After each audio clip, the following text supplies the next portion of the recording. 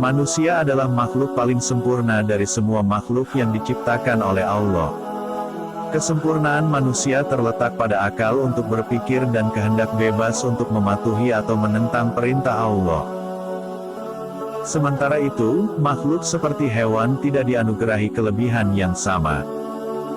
Kesempurnaan manusia juga terletak pada bentuk fisiknya. Allah berfirman yang artinya, "Sungguh, kami telah menciptakan manusia dalam bentuk yang sebaik-baiknya." Mengenai penciptaan tersebut, Al-Quran memberikan keterangan bahwa manusia diciptakan dari tanah dan air. Terkadang, Al-Quran menyebutkan unsur pembentuk tersebut secara terpisah dan terkadang menyebutkan hasil penggabungannya, yakni tanah liat. Beberapa ayat berikut ini menunjukkan penciptaan manusia dari kedua unsur tersebut. Dan sungguh, kami telah menciptakan manusia, Adam, dari tanah liat kering dari lumpur hitam yang diberi bentuk. Maka tanyakanlah kepada mereka musyrik Mekah, apakah penciptaan mereka yang lebih sulit ataukah apa yang telah kami ciptakan itu? Sesungguhnya kami telah menciptakan mereka dari tanah liat yang dibakar. Setelah berkembangnya ilmu biologi dan kimia, studi tentang tanah liat dan tubuh manusia dilakukan. Hasil penelitian menunjukkan bahwa konstituen dari tanah liat dan tubuh manusia sangat cocok.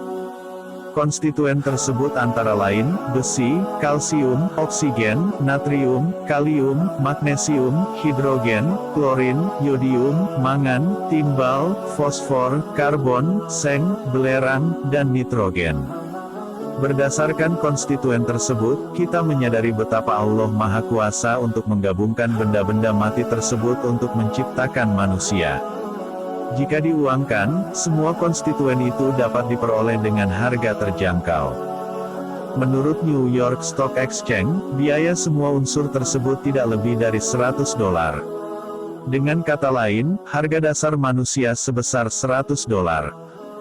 Namun begitu, hal yang menakjubkan, bukan terletak pada bahan diciptakannya manusia, melainkan pada Dia Sang Pencipta, yang mampu menjadikan bahan-bahan yang hampir tidak ada harganya tersebut, menjadi suatu makhluk yang sempurna.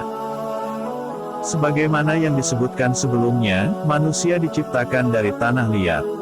Allah menggabungkan unsur-unsur yang terkandung dalam tanah liat, secara harmonis dan proporsional, kemudian didistribusikan ke dalam tubuh. Tubuh manusia mengandung sekitar 2 kg kalsium.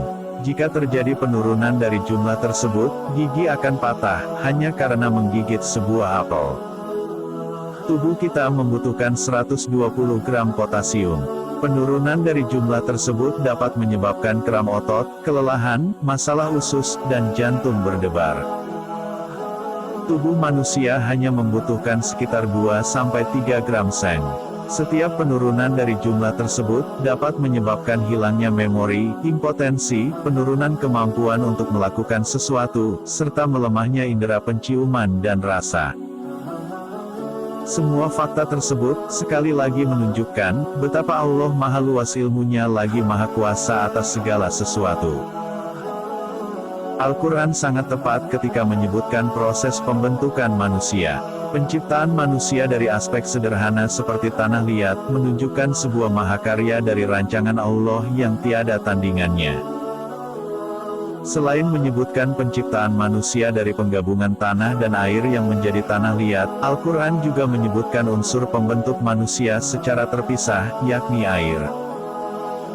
Allah berfirman yang artinya, "Dan Dia pula yang menciptakan manusia dari air, lalu Dia jadikan manusia itu mempunyai keturunan dan musyawarah, dan Tuhanmu adalah Maha Kuasa."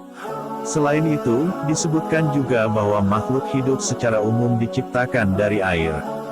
Allah berfirman yang artinya, "Dan kami jadikan segala sesuatu yang hidup berasal dari air, maka mengapa mereka tidak beriman?" Dalam dua ayat tersebut, dikatakan bahwa manusia dan semua makhluk hidup lainnya, diciptakan dari air. Fakta ilmiah menunjukkan bahwa air adalah unsur biologis dasar dari makhluk hidup. Sel-sel makhluk hidup terbuat dari air, dalam proporsi yang bervariasi, antara 60% hingga 80%. Hal ini berarti bahwa tanpa air tidak akan ada kehidupan. Air terdiri dari 2 atom hidrogen dan 1 atom oksigen. Air, yang unsur-unsur kimianya telah diatur dengan sempurna, terbuat dari atom-atom tanpa kehidupan organik, dan 99% vakum. Bagaimana bisa, sebuah entitas yang terbuat dari materi anorganik dan benda mati, bisa hidup? Hal ini tentu tidak bisa terjadi tanpa adanya Sang Pencipta, yang Maha Kuasa atas segala sesuatu. Allah menegaskan dalam Al-Quran yang artinya, Dialah Allah yang menciptakan, yang mengadakan, yang membentuk rupa, Dia memiliki nama-nama yang indah. Apa yang di langit dan di bumi bertasbih kepadanya. Dan Dialah yang Maha Perkasa, Maha Bijaksana.